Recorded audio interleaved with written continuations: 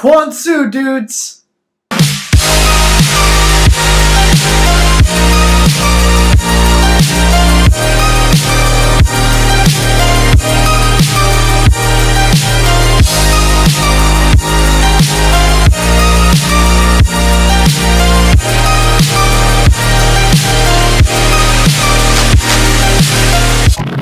Kwanzaa dudes!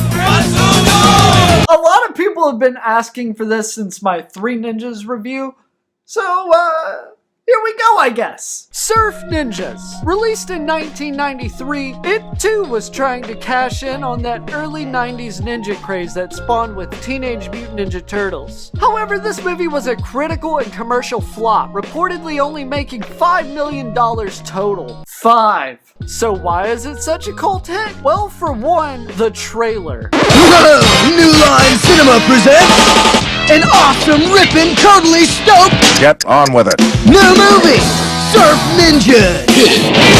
This trailer used to play before my VHS copy of Teenage Mutant Ninja Turtles 3. And like, one dude gets superpowers, one can see the future in his Sega game, and one's a geek. Anyways, let's dive into the actual movie. So it opens with everyone surfing. Excuse me 1 second.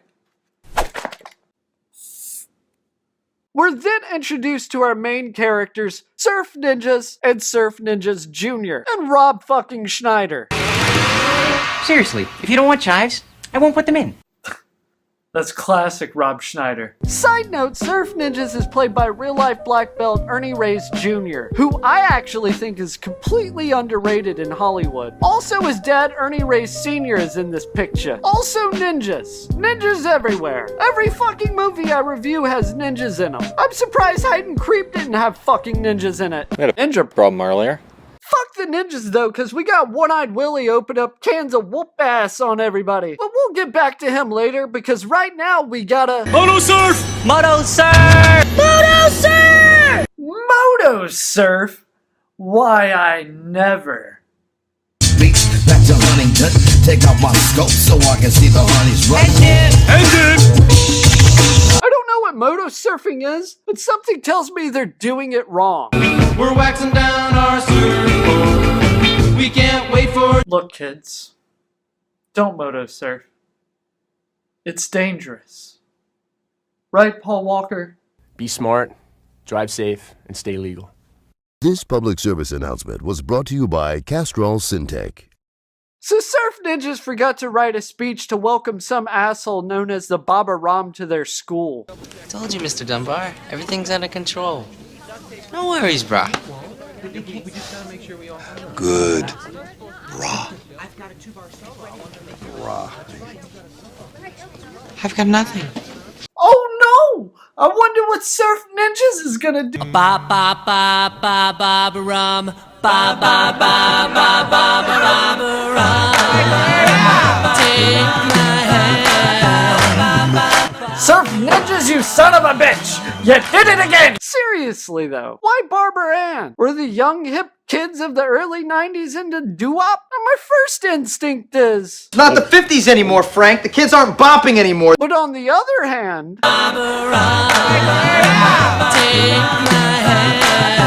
Then we're introduced to the film's villain, Colonel Chi, played by Leslie Nielsen.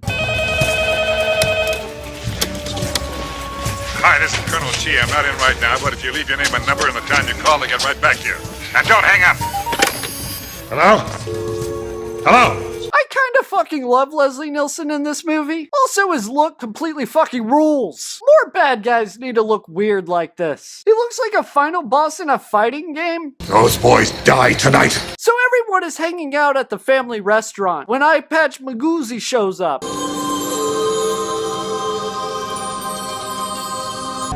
Is he a pirate?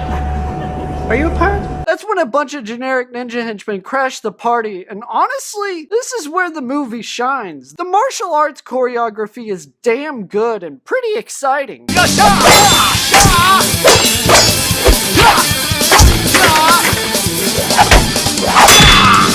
Also, you know, Rob fucking Schneider. Me no speak English. What? This is no fight. Sorry. Classic Rob Schneider. But after saving the surf ninjas, Skate Plissken explains that a long time ago in a third world country far, far away, they were princes and rightful heirs to a place called Patusan. We learned that everything was pretty fucking sweet until one day Colonel Chi raided the place. Honestly though, his motivations for seizing control of Patusan are a little vague and pretty much non-fucking existent. Like, I guess he just wanted to rule over a small Asian country? Because who fucking doesn't, am I right? Also, Tone Loc's in this movie. Why? Because 90s. They even got him to lay down a song for the soundtrack. Above the drums, the bass, the flute, the harmonica, all the way from Malibu to Santa Monica, up to Long Beach, back to Huntington. Take out my scope so I can see the honeys run. Back at their house, Surf Ninjas Jr. realizes he can see the future in his Sega Game Gear.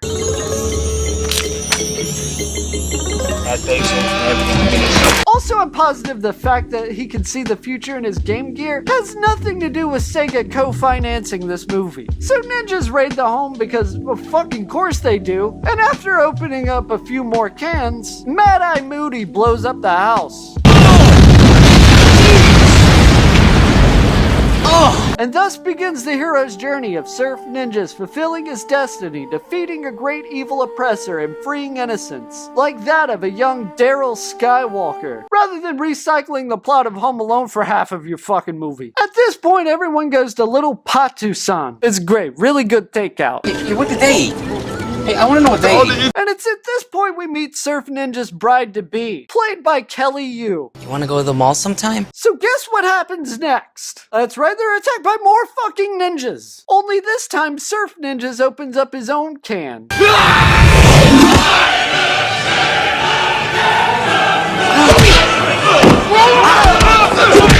He totally gets the fuck down, too.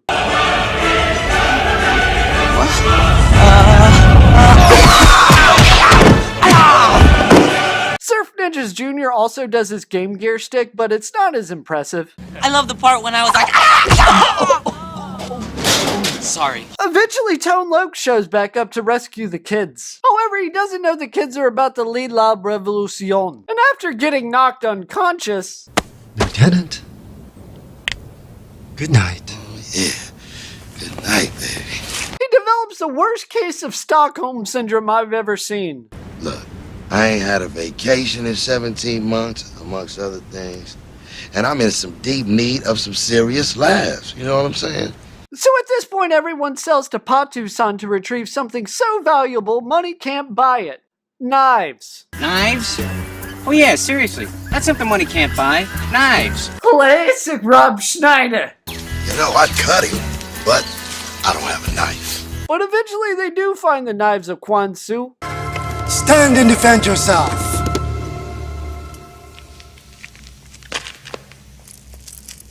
Not you, him. And then cans start getting popped open left and right, as Surf Ninjas and Asian Nick Fury enter Mortal Kombat. Okay.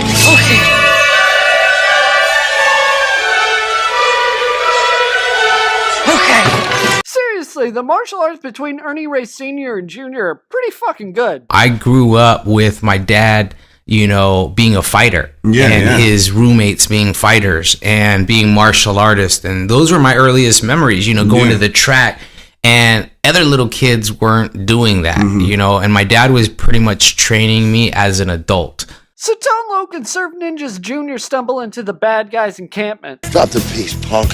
This is LAPD. You're under arrest. And after rescuing him, everybody gets in a big chase. Seriously, there's dynamite here. We'll throw it at him.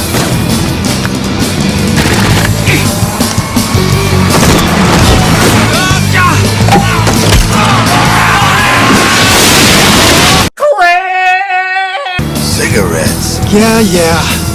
I know I should quit. Maybe you should get the patch. Look who I'm talking to. At this point, everyone's about to make the final assault on Colonel Chi's fortress. What do you see? It's not showing me anything. I mean, it's supposed to be like magic, isn't it? I thought it was real. The magic is real. But it's within you, it always has been. Wait, don't tell him not to use the Game Gear! We need to sell as many of those bastards as possible! This movie didn't do so well! Sega's running out of money! Their stock's falling faster than the Hindenburg!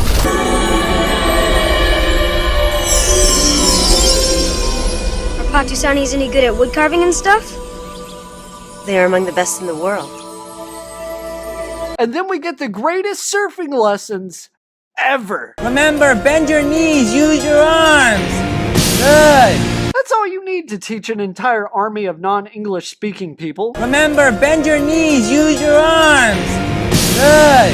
Anyway, everyone attacks Colonel Cheese and Patches takes a bullet. Johnny! But there's no blood or exit wound in this kid's movie about slavery. So Surf Ninjas fights Leslie Nielsen. Yeah, that's a fucking fair fight. Oh, who the fuck saw that coming? Except fucking everyone. Anyways, in the end, everyone's all like, Remember, we're all created equal. Because I was born into royalty, I'm no different from you. Put my face on a stamp, 50-cent piece, and let's call it a day. For now, my people, I'm out of here.